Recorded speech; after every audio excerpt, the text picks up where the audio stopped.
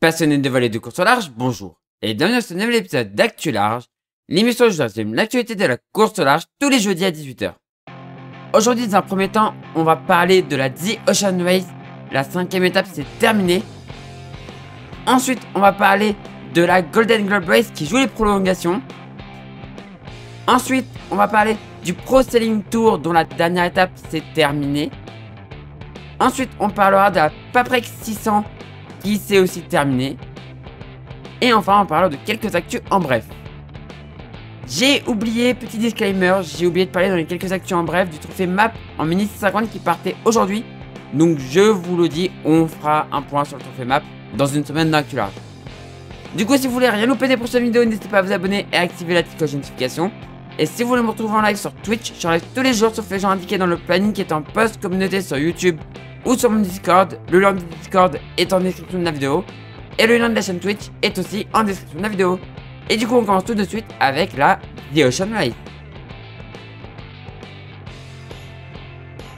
On commence cette actu large par la The Ocean Race qui a continué et cette étape qui s'est terminée. Avec d'ailleurs la course de vitesse qui a continué. 641 000 pour... Donc maintenant le record c'est 641 000 pour Malizia. C'est énorme. Et la belle bataille du coup entre Eleven All Racing et Holcim. Deux bateaux où il y a des Normands à bord, donc ça me va. Ça me va, c'est bon. Et donc voilà, la belle bataille devant, malheureusement pour Biotherm derrière, c'est très loin. Le passage au nord de l'Écosse pour les trois premiers. Très serré entre Holcim et Eleven. Malizia un peu plus loin derrière. L'entrée dans le détroit. L'entrée de la mer Baltique.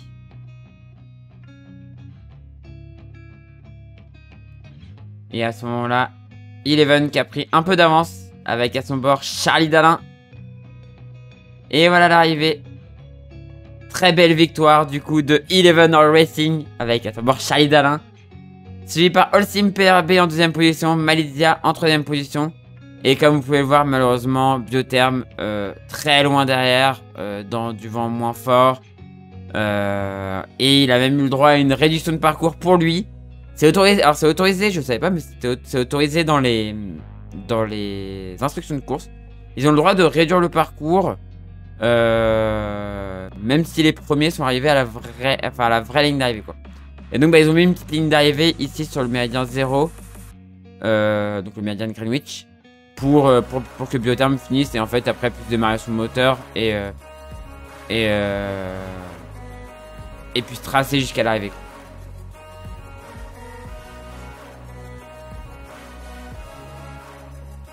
Et voilà, passage de la ligne du coup, passage de la ligne au large pour Biotherm.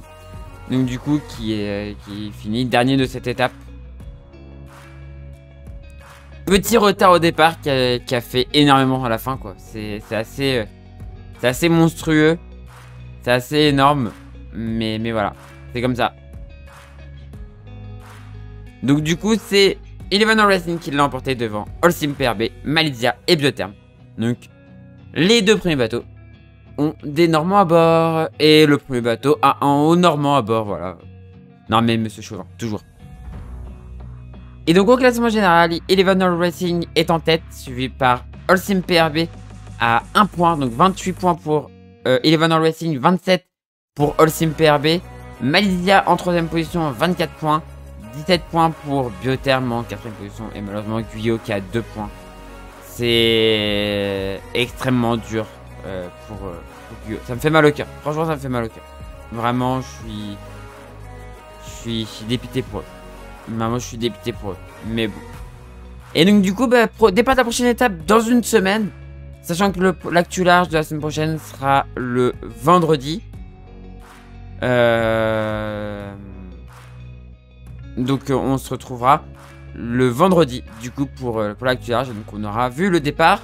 On pourra faire un point sur les premières heures de cette nouvelle étape. Direction La Haye aux Pays-Bas. En ayant fait un petit parcours d'abord dans la Baltique. Voilà, ça va être une étape encore super intéressante qu'on va bien évidemment suivre dans l'actu large. On fait un petit point sur Jeremy Backshaw, qui est le dernier bateau en mer sur la Golden Globe Race. Alors, j'avais pas vu l'info par laquelle il avait une avarie et que du coup, il pouvait pas aller dans du vent trop fort, il pouvait pas trop remonter au près. Donc c'est pour ça qu'il prend beaucoup de temps là. Alors, on va voir du coup sa situation. Mais on voit que voilà, il a quand même réussi à revenir. Il arrive quand même à avancer à peu près là, donc ça va. Mais bon, le bateau a quelques avaries, donc peut pas prendre de vent trop fort. Voilà, c'est pas facile cette fin de course. Pour lui, c'est vraiment pas facile. On va regarder un petit peu les conditions météo qui l'attendent. Et enfin, il approche du golfe de Gascogne. Donc voilà. Il est au près, mais dans pas beaucoup de vent, donc ça passe. Ça passe pour lui, ça peut passer. Il a 3 nœuds, donc il s'approche doucement mais sûrement. Je pense qu'il fait vraiment attention à son bateau. On va regarder la météo. Mais normalement, il n'y a pas trop de vent fort à Paris. Enfin, il y a un peu de vent ici. Il va peut-être justement descendre vers l'Espagne pour s'abriter. Mais on voit que derrière, ça va. Le vent est pas non plus trop violent. Donc il va pouvoir, je pense, rester quand même dans le coin. Et il va pouvoir continuer à avancer. 4 juin. Ouais, 4 juin, voilà. Bon, il n'y a pas de gros vent fort. Et en fait, s'il arrive à atteindre là, après, il pourra vraiment remonter sur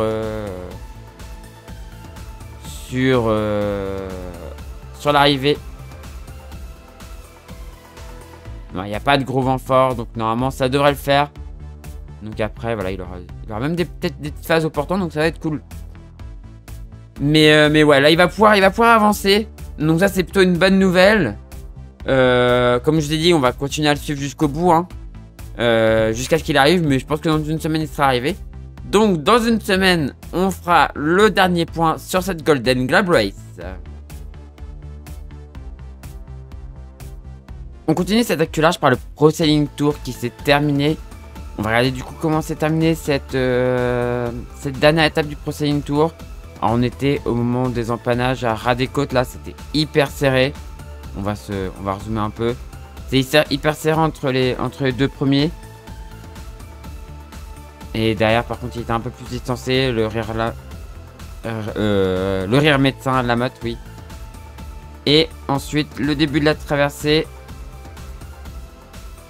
On voit que celui dans le peloton a peut-être tiré un peu trop au début. Mais bah par la suite, finalement... Bah ça fonctionne. Au début je me suis dit qu'il avait tiré peut-être un peu trop loin. Et en fait ça a bien fonctionné. Il a pu repasser devant. Et Coesio à ce moment là deuxième. Et le Rire Médecin troisième. Et on voit à ce moment là aussi Fiabilis qui repart. Et donc du coup on va voir la remontée jusqu'à Brest. Et voilà. Du coup celui en peloton qui arrive et qui s'impose. Très belle course du coup de celui dans le peloton de donc Thibaut Vauchel-Camus. Il a fait vraiment un beau coup. Le petit coup, vraiment je me suis dit il va trop loin. Et en fait, pas du tout. En fait, c'était un très beau coup. Donc c'est magnifique. Coesio du coup deuxième de cette dernière étape. Et le Rire Médecin troisième. Et enfin, Fiabilis Océan, Pierre Quiroga, quatrième et dernier de cette dernière étape du Pro Sailing Tour. Ce qui nous donne au final, au classement général, une très belle victoire de Erwan Leroux qui prouve encore que c'est lui le chef. En Ocean 50, il prouve encore que c'est lui le chef. Donc il l'emporte après avoir gagné la route du Rhum. Il emporte ce Pro Sailing Tour devant Thibaut Vauchel-Camus sur Solidaire en peloton, Arcep. Pierre Quiroga fait troisième malgré sa dernière étape qui n'était pas très bonne. Sur son Fiabilis Ocean. Luc Berry fait quatrième sur le Rire Médecin à la motte. Mais bon, Luc Berry débute en Ocean 50, donc pas d'inquiétude. Et Christopher Pratt, cinquième, mais il n'a pas fait la dernière étape. Sur son Wind of Trust, il n'a pas fait la dernière étape, donc logique d'être aussi loin, voilà. Mais en tout cas, c'était encore un très beau Pro Sailing Tour. Franchement, c'est vraiment une très bonne idée, ce format de course. C'est vraiment trop bien. Normalement, il y en aura un encore l'année prochaine. Mais dans tous les cas, on va continuer à suivre la saison des Ocean 50 jusqu'à la Transat Jacques Vabre dans Actu Large.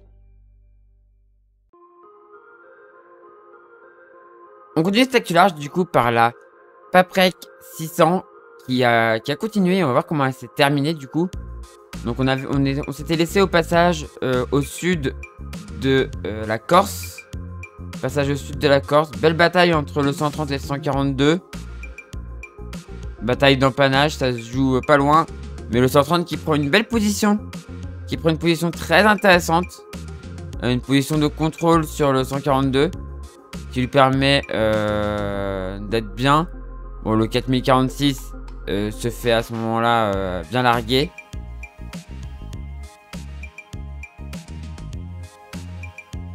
Mais comme vous le savez, la Méditerranée est une mer très piégeuse. Et comme vous pouvez le voir, le 130 se fait avoir. Et ouais. La Méditerranée, on pourrait croire que la Méditerranée, c'est une mer...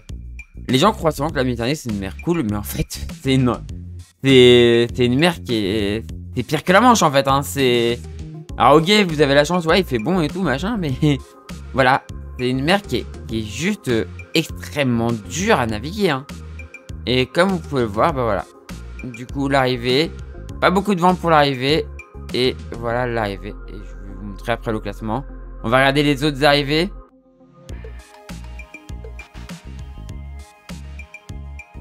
Donc on voit après l'autre encore derrière. Et on va regarder les autres arrivées. Et ensuite on va faire un point sur les classements. Et voilà les arrivées. Alors je vais pas vous dire les noms cette fois-ci parce que j'ai tellement galéré la semaine dernière que... Je vais pas vous dire les noms, je vais juste vous dire les noms des bateaux. Donc bah c'est Made in Midi qui l'a emporté du coup. Quito de Pavant, alors là oui je sais que c'est Quito de Pavant du coup. Donc Made in Midi qui l'a emporté. En même temps il connaît l'endroit par cœur. Il a gagné du coup devant ASIC 40. Donc en deuxième position. Blue Planet 3ème en plan finaux. Et 4ème place pour Imagine Nact Sokomec. Donc en 4ème. Et dernière position des arrivées. Puisqu'après c'est que des abandons. Mais du coup encore bravo. Quito de Pavant. En duo. Chez les duos. Alors hop on va effacer ça.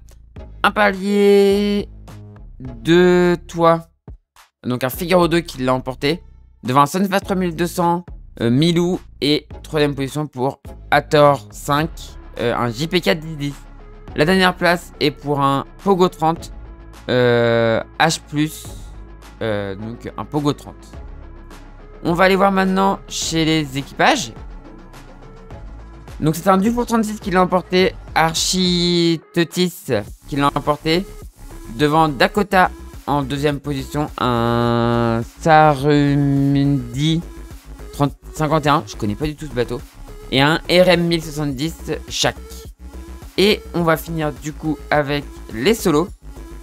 Et en solo c'est Solon pour Pure Ocean. Un JPK 1080 qui l'emporte. Devant un JPK 10. Donc les JPK bien placés. Donc Blue 007. Et Figolo, donc un Figaro 2 en 3ème position. Et après on retrouve un A31. Et la dernière place est occupée par un JPK 1030 Jeanne. Voilà. Mais en tout cas c'est une super course. Comme vous avez pu le voir dans des conditions qui sont pas faciles. Enfin la Méditerranée c'est pas facile. Donc c'est une course piégeuse et tout. C'est super intéressant à suivre. Et bah on suivra sûrement la prochaine édition dans Actu Large parce qu'elle est vraiment cool cette course. On commence par une bad news. C'est le naufrage après incendie du classe 40 Berken au large de la Bretagne. Les skippers vont bien et c'est le principal, mais le classe 40 tout neuf a sombré après l'incendie. J'apporte tout mon soutien à Julien Pulvé et Edgar Vincent dans cet instant qui ne doit pas être facile. Courage les gars, je suis de tout cœur avec vous. Deuxième et dernière info, encore en classe 40, mais cette fois-ci c'est plus joyeux. C'est le départ dimanche de Wistreham de la Normandie Channel Race, course en double qui part et arrive au même endroit, après avoir contourné Saint-Marcouf, l'île de White, Sugar Rock et enfin le Fastnet. Une course toujours super intéressante avec des passages à niveau et des pièges. On la suivra bien évidemment dans Actu Large. Voilà, c'est la fin de cette vidéo. Comme d'habitude, petit appel au sponsor. Si vous connaissez quelqu'un qui connaît quelqu'un, ou si vous êtes vous-même chef d'entreprise, n'hésitez pas à aller aider les skippers en recherche de budget. C'est super important. N'hésitez pas à aller sponsoriser ces skippers. C'est super important pour eux. Et c'est un très beau retour sur investissement pour vous. Donc c'est gagnant-gagnant. Donc n'hésitez pas. Vous allez avoir une belle image derrière. Donc voilà, je vous le dis, allez-y. Allez-y, allez-y, allez-y. Du coup, c'est la fin de cette vidéo. Si elle vous a plu, n'hésitez pas à faire briller le pouce en l'air. N'hésitez pas à commenter et à partager. Et si vous n'êtes toujours pas abonné à la chaîne, n'hésitez pas à vous abonner pour ne rater des prochaines vidéos. Quant à moi, je vous dis à la prochaine pour une prochaine vidéo sur la chaîne Toria ou pour un live sur Twitch. Et du coup, ciao tout le monde. Ciao, ciao, ciao.